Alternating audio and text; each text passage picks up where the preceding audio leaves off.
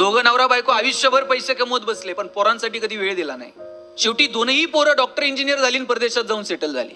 आई बाप रोज फोन करायचे, तुम्ही तर भारतात या, नाहीतर आम्हाला तर घेऊन जा. पोरंही आली नाही, आई बापालाही नेलं नाही.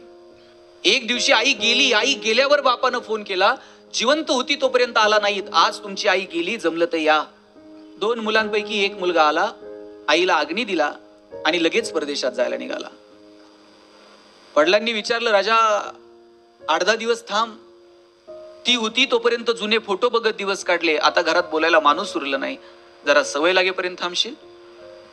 पोरानं बापाच्या हातात 50,000 रुपये टेकवले आणि सांगितलं, आईचा पेपरला फोटो द्या, भावपूर्ण श्रद्धांजली म्हणून आमच्या दोघांची नावं घाला, गावाला गोडधोड जीव घाला, पण 10 दिवस नाही थांबतायच. वडील म्हणले, तिनं 9 महिने पोटात वाढवलं. आई कधी म्हणली नाही, पोटाचं भाडं दे, टाळू भरली, तेलाचे पैसे दे. आम्ही तुमच्यासाठी कमवत बसलो रे, तुमच्यासाठी हिशोब मांडले नाही, तू हातात पैसे टेकून चालला.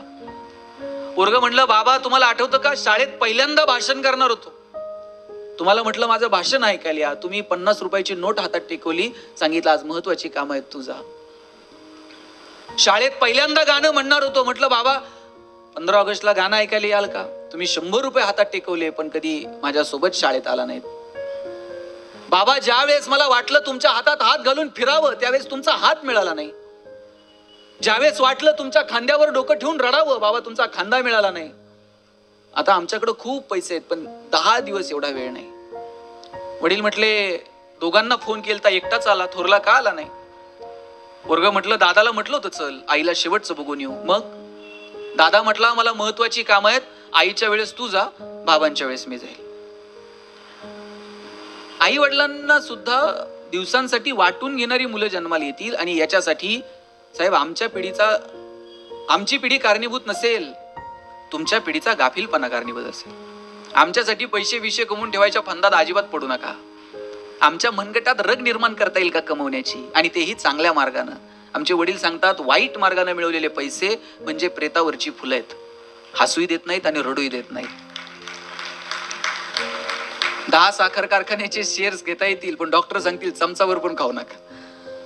दिवाण बनवून घ्याल झोपायला 10 लाखाचा, पण डॉक्टर सांगतील मनक्यात गॅप आहे, चटईवर झोपत चला. आम्ही कुठे घेऊन जाणार आहोत. एक दिवस असा येईल की तुम्हाला तुमची प्रगती समाधानाच्या पातळीवरती मोजावी लागेल.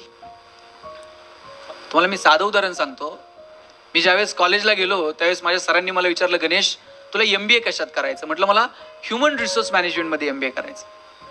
वर्गात ते प्रत्येकाला विचारायचे, कोण MBA कशात करणार. आमच्या वर्गात एक बोबडं बोलणारं पोरग होतं. मुलांना तुमच्यासाठी सांगतो, तुम्हाला वाटतं मला बोलता येत नाही, मला हे करता येत, असले न्यूनगंड मनात ठेवायचे नाही. मी गरीब कुटुंबात जन्माला आलो, मला ह्या सुविधा नाहीत, असलं काही नसतं जगात. सुख दुःख हे सगळं आपल्या आपल्या भोवती फिरत असतं. त्या कोशातून ज्यांना बाहेर पडता येतं ना, त्यांचं जगणं समृद्ध होतं. त्या पोराला बोबडं बोलायचं, नीट बोलता यायचं नाही. त्याला विचारलं MBA कशात करणार. पोराने ठणकून सांगितलं मार्केटिंग मध्ये MBA करणार. म्हटलं सर, म्हटले र बोलता येईन तू मार्केटिंग, तुझं बॅकग्राऊंड कॉमर्स आहे, फायनान्स मध्ये कर. वर्गात उठून उभं राहायला म्हणला, सल कलनाल तर मार्केटिंग मध्ये MBA कलनाल, नाही तर शिकणार नाही. म्हटलं सर म्हणले तुला काय करायचंय ते कर, परीक्षा घेऊयात आणि शोधूयात कुणामध्ये मार्केटिंगचं टॅलेंट आहे. म्हटलं ठीक आहे. आम्हाला 100 पोरांनो रामायणाच्या प्रती दिल्या आणि सांगितलं या रामायणाच्या प्रती बाजारात जाऊन विकून यायच्या. ज्याच्या सगळ्यात जास्त प्रती विकल्या जातील आपण समजूयात की त्याच्यामध्ये मार्केटिंगचं टॅलेंट आहे. म्हटलं ठीक आहे.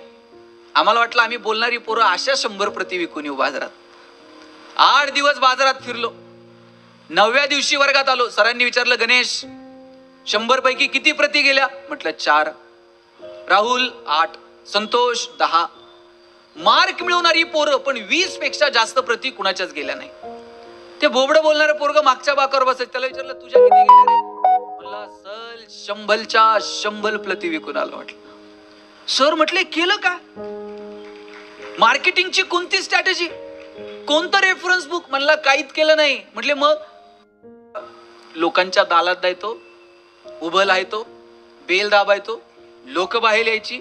लोक बाहेर आली की समोर रामायण ठेवायचो आणि सांगायचं हे रामायण इकत घेता का वाचून दाखवू. लोक म्हणायची वाचून नको दाखवू, तुझं रामायण विकत घेतो. आता बोबडं बोलणं विकनेस आहे का स्ट्रेंथ आहे. आणि त्यानं जर तो तसाच दाबून ठेवला असता तर स्ट्रेन ठरला असता का? निश्चित ठरला नसता. आपल्या प्रत्येकात काहीतरी वेगळेपण आहे हो. ते वेगळेपण आपल्याला ओळखता आलं पाहिजे. ज्या दिवशी आपल्याला आपल्यातलं वेगळेपण सापडलं ना, त्या दिवशी जगणं सुंदर आहे. आणि तुमच्यासाठी मदत करणारे असे असंख्य हात आहेत. ज्या दिवशी असं वाटेल ना आपल्याकडे काय थोडस असं खचल्यासारखं वाटेल, त्यावेळेस सरांकडे बघायचं. मला वाटतं आईबाप म्हणून काही नाही तर किमान मोठी स्वप्न तर पोरांना दाखवा की अरे तू करू शकतो, मी आहे तुझ्या सोबत. ते पोरग काही वेगळं करायला गेलं का बाप सांगतंय अंथरून पाहून पाय पसर. चला ते पोरग हातपाय खोडून खोडून मरून गेलं, पण बापानं काय त्याला कधी बापानं सांगितलं पाहिजे हातपाय पसर, अंथरुणाचं काय करायचं तुझा बाप बघल. एवढी धमक आपल्याला आपल्या लेकरात निर्माण करता आली पाहिजे. ही धमक ही स्वप्न तरी किमान आपल्याला आपल्या मुलांना दाखवता आली पाहिजेत. अहो आयुष्यातला संघर्ष त्यात सुद्धा मजा आहे. ज्यावेळेस तह झाला आणि किल्ले द्यावे लागले मिर्झा राजेला, औरंगजेबाला भेटायला निघाले राजे. जाताना एकटे गेले गाव. एकटे जाऊ शकले असते पण संभाजी राजांना घेऊन गेले. एखादा बाप म्हटला असता पोराला इकडं संकटात कुठं, पण शिवाजी राजे घेऊन गेले संभाजी राजांना. का? आतापर्यंत तू जिंकणं बघितलं, संघर्ष सुद्धा कळायला नको? आयुष्यातला संघर्ष कळावा. मधला जो प्रवास आहे, या प्रवासात काहीतरी गप्पा झाल्या असतील का नाही शिवाजी राजांच्या आणि संभाजी राजांच्या? तिथं आग्र्याला पोहोचेपर्यंत काय बोलले असतील शिवाजी राजे संभाजी राजांना?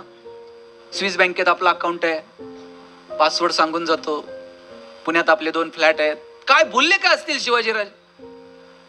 शिवाजी राजांनी सांगितलं असेल शंभूराजे आतापर्यंत जिंकणं बघितलं, चला आता संघर्ष पहा. घेऊन गेले. राजबिंडा संभाजी राजा पाहिला ना औरंगजेबाने एक हत्ती भेट म्हणून दिला संभाजी राजांना.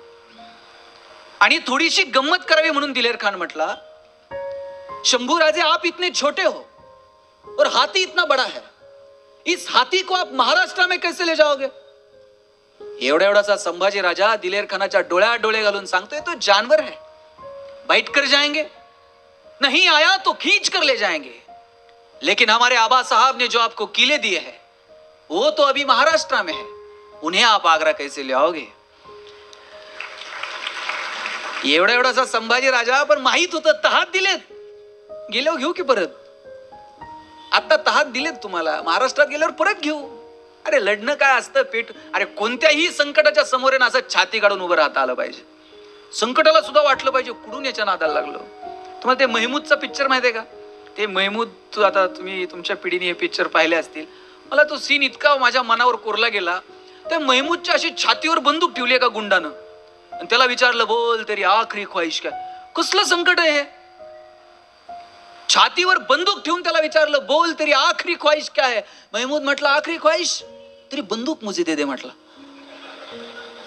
अरे कसलं भन्नाट आहे. असं संकटाच्या सुद्धा डोळ्यात डोळे घालून मिश्किलपणे कधीतरी बघता आलं पाहिजे.